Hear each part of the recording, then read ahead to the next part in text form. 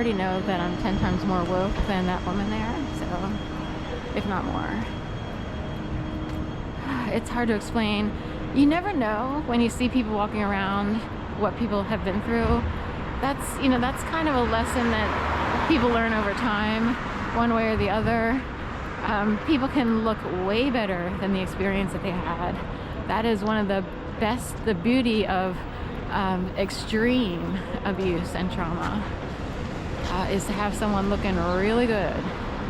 I don't think, you know, I'm just saying, I know that what I experience should have me looking like someone curled up on a corner of Kensington and not so happy, you know what I mean? So that's a fact. So the fact that I'm doing this is, you know, very revealing or unrevealing, however you want to, you know, it doesn't show what went on. So that's, aside from me giving my testimony, deposition style, what have you, and telling, you know, speaking about what went on and things I learned from that. So I do know I've worked in corporate environments and this, that, and the other, and there are people who've experienced, you know, very more obvious forms of trauma, so you can point at it, you know, and they've all kinds of stories out there.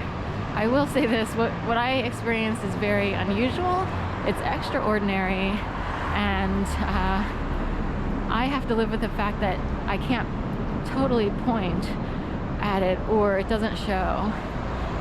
So people don't really feel sorry for someone if they can't see or point at what happened, unless they know secretly, like what we do usually drives people to suicide or totally crazy, like, you know, in a mental institution, and she's still walking around. So somebody didn't do their job.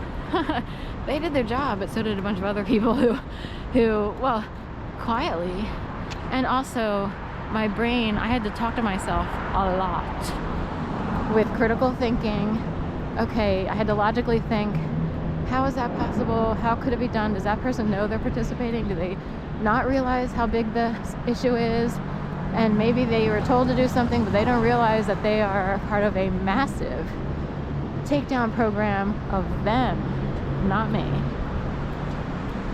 And exposure, and someone's like, Sharon is perfect. She is perfect to use for us to expose the darkest industry on the worst show in America on earth. Can you guess what industry that is? I'll put up a poll. I won't, because I don't want to.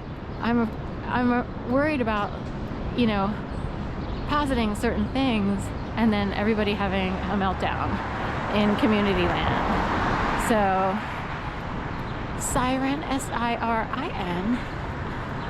It's usually Siren with an E. The mermaid of Starbucks is known as a siren. And if you noticed over the years, her face got bigger and bigger on cups and pastry bags. So in the past, the mermaid, you could see almost her entire body way back in the day in a little tiny, and then over the years, that's what happened to her face. So she got closer and closer and closer and closer and more, you know, blown up or what have you. And Starbucks started when? 1971. I myself happened to be born in 1970, at the end of December of 1970. Starbucks began in 1971, I forget what month, in Seattle. And there's lots of people out there who maybe need to be pulled through a massive, very disturbing show that occurs invisibly, naturally, unnaturally, however I don't know, you know, whatever it is.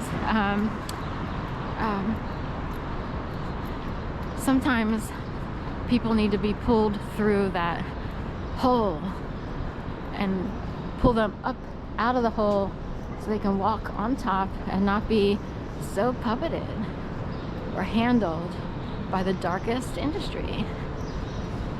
Wagoneer.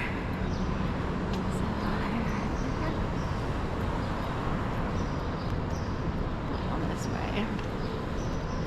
I used to watch a guy, Mr. Cat Eye, on YouTube years ago. He was helpful to me because I needed some sort of validation or better understanding of what could possibly have started in 2011.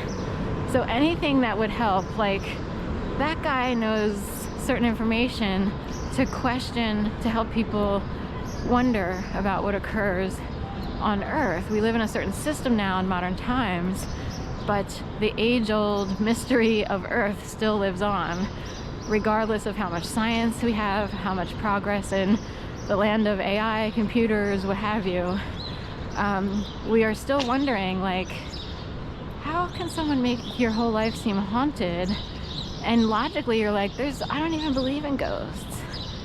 And I'm afraid of, it's not even like fear. In the past, I would wonder, but it's like, it sounds so childish to say ghosts. To me, it seems childish. But it's like, well, what is it? And who's capable of what? And who's trying to pretend? Who hides behind the idea of a ghost? But they are capable of doing something that comes from age-old knowledge. So we'll leave it at that. So have a great morning, and thank you so much.